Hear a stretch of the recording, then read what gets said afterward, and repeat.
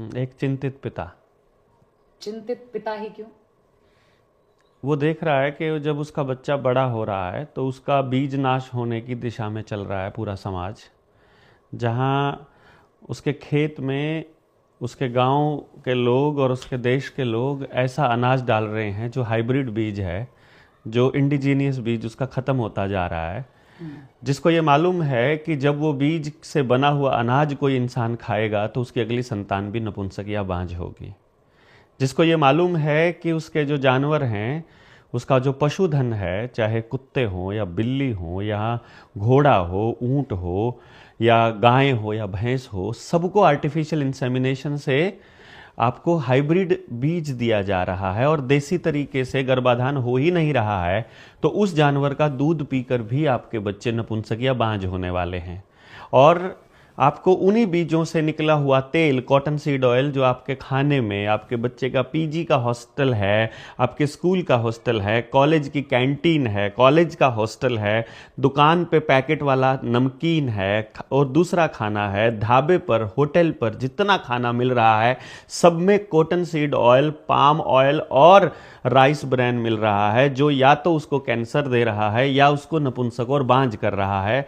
तो मैं एक ऐसा चिंतित पिता हूं जो देख रहा है कि मेरा वंश आगे कैसे चलेगा, क्योंकि करनाल का 2023 का आंकड़ा यह कहता है कि करनाल में अकेले एक जिले में 2023 में 1,38,000 बच्चा आईवीएफ से पैदा हुआ है। यानी कि जो 1,38,000 का मतलब हो गया लगभग 2.25 लाख जोड़े नपुंसक या बांझ हो चुके हैं, और ये आंकड़ा आपके रोहतक में 1,86,000 है।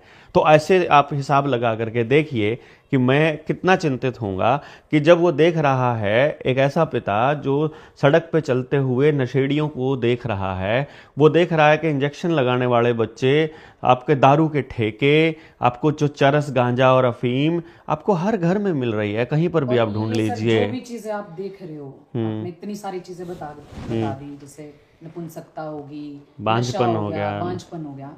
आपने क्या लग रहा है क्यों हो रहा है, कौन कर रहा है इस चीज में?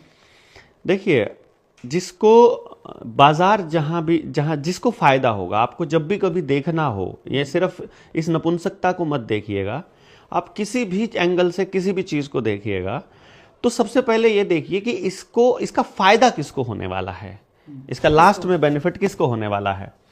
वो कह रहे हैं कि कुदरती तरीके से यदि आपकी गाय और भैंस नहीं, मतलब आगे गर्भाधान होगा, तो आपको दूध या मांस के लिए किस पर निर्भर होना पड़ेगा? आर्टिफिशियल इंसेमिनेशन पे। वो आर्टिफिशियल इंसेमिनेशन जिसके कंट्रोल में होगी वही मालिक होगा आपके दूध का। एक शब्द में पूछूं तो कौन है वो मालिक? बाजार। मतलब अगर एक मालिक की बात करूं तो ये थोड़ा सा, बाजार के आगे भी कोई ना कोई कनेक्शन। हाँ, मैं आपको थोड़ा सा मोटा मोटा बता देता हूं। आपको अलग अलग कंपनियां दिखाई देंगी। मतलब जब आप जाएंगे तो बाजार में आपको कभी कोई नमकीन की कंपनी दिखेगी, कहीं कपड़े की कंपनी दिखेगी, कहीं पर आपको गाड़ी की कंपनी दिखेगी, पेट्रोल डीजल की कंपनी अलग अलग दिखाई देंगी। और फिर आपको फार्मा कंपनियां भी अलग अलग नजर आएंगी। फिर अंबानी दिखेगा, अडानी दिखेगा, टाटा दिखेगा, महिंद्रा दिखेगा, विप्रो दिखेगा, अजीम प्रेम जी दिखेंगे, नंदन नीलकेणी दिखेगा, नारायण मूर्ति दिखेगा। ये इस तरह के लोग दिखाई देंगे। तो आप सोचेंगे ये सारे अलग अलग बिजनेसमैन हैं। आपको लगेगा नीरव मोदी और विजय माल्या अलग अलग हैं। लेकिन अब आप थोड़ा गहराई में जाएंगे, आपको पता चलेगा कि फेसबुक के अंदर भी इन्वेस्टमेंट उसी की है जिसकी इन्वेस्टमेंट ट्विटर में है, जिसकी इन्वेस्टमेंट गूगल में है, जिसकी इन्वेस्टमेंट तमाम तरह की आईटी कंपनी माइक्रोसॉफ्ट से लेकर के और आपके जूते बनाने वाली कंपनियों में भी है। और वो उन कंपनियों के नाम है वैनगार्ड, ब्लैक रॉक। और इन कंपनियों के मालिक हैं मोटे तौर पर 2-4 लोग हैं, लेकिन 13 फैमिलीज हैं पूरी दुनिया की, जिनको लीड करते हैं बैंकिंग के जो डाकू हैं, जिनको पहले पायरेट्स होते थे, वो लोग असल में समुद्री डाकू होते थे, जो रॉथस्चाइल्ड फैमिली। और दूसरी रॉकफेलर फैमिली। जितना पेस्टिसाइड है, जितना फार्मा कंपनियां हैं, जितना पेट्रोल डीजल कंपनियां हैं, उन सब के मालिक वही हैं। जैसे इन फैमिलीज के बारे में आपने और भी पॉडकास्ट में डिस्कस करा है, तो कहीं ना कहीं आपने ये भी बोला है कि हमारा देश भी वो लोग चला रहे हैं। एग्जैक्टली। तो इसमें हमारा देश भी इन्वॉल्व है, मतलब हमारी सरकार भी इन्वॉल्व है? नहीं, आपके विपक्ष भी शामिल है इसके अंदर। आपके ये लोग भी शामिल हैं जो आपको लगता है कि आपका एमएलए या एमपी है, कई बार डायरेक्टली और कई बार इनडायरेक्टली।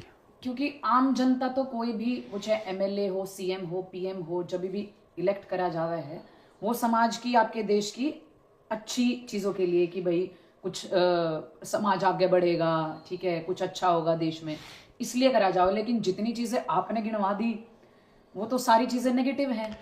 नहीं, देखिए, आप अगर थोड़ा सा रिसर्च करेंगे और गांव में जाएंगे, क्योंकि मैं पिछले 24 सालों से पब्लिक लाइफ में हूँ। 2004 में पहली बार मैं डिस्ट्रिक्ट प्रेसिडेंट बना अपनी टीचर यूनियन का। तो पिछले 20 सालों से मैं समाज के एक अच्छी खासी जगह पर मैं बात करता हूँ, और 9 साल से मैं कॉन्टिन्यूअसली सुबह से लेकर रात तक लोगों के बीच रहता हूँ। मैंने आज तक कहीं पर भी किसी व्यक्ति को बदलाव के लिए वोट करते हुए भारत में नहीं देखा। अच्छा। जिन लोगों को अक्ल है ना, जैसे आप जैसे लोग पॉडकास्ट कर रहे हो और सारी चीज़ों को समझ रहे हो, और मेरे जैसा आदमी रिसर्च कर रहा है, हमारे पास तो वोटिंग के दिन टाइम ही नहीं होता है वोट करने का। हम तो उस लाइन में खड़े ही नहीं होते हैं बेसिकली।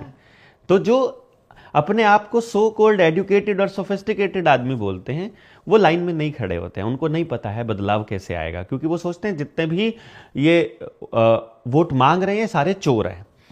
फिर रह गया मिडिल क्लास आदमी। वो वोट इसलिए डाल रहा है क्योंकि उसके गांव का, उसके मोहल्ले का आदमी किसी नेता का पालतू कुत्ता है, वो उसके पीछे पीछे घूमता रहता है, तो वो दुम हिलाता है, तो उसे अपना काम, उसको बोटी मिलती रहती है, उसको ठेका मिल जाएगा, उसको कहीं से पैसा मिल जाएगा। तो वो कह रहा है कि भाई निशा तुमको वोट डालनी पड़ेगी मेरे कहने से। अब निशा उसके कहने से लाइन में खड़ी हो जाएगी, खुद उसका मन नहीं है जाने का, या देवेंद्र उसके कहने से चला जाएगा। ये मिडिल क्लास आदमी का हालत है।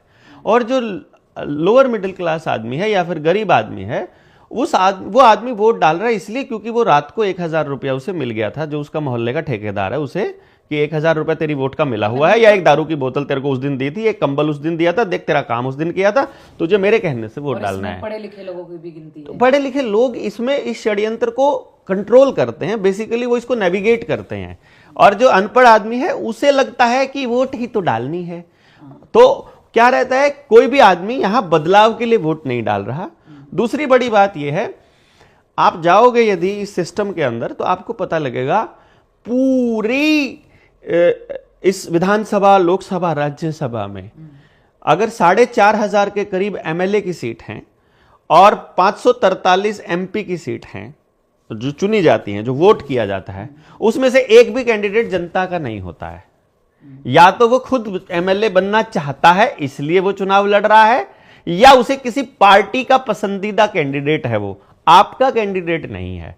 गांव में बैठकर कभी चर्चा नहीं होती कि समाज का कैंडिडेट कौन होगा, देश के लोगों का कैंडिडेट कौन होगा, उस कैंडिडेट के मुद्दे क्या होंगे, वो क्या करेगा बनने के बाद।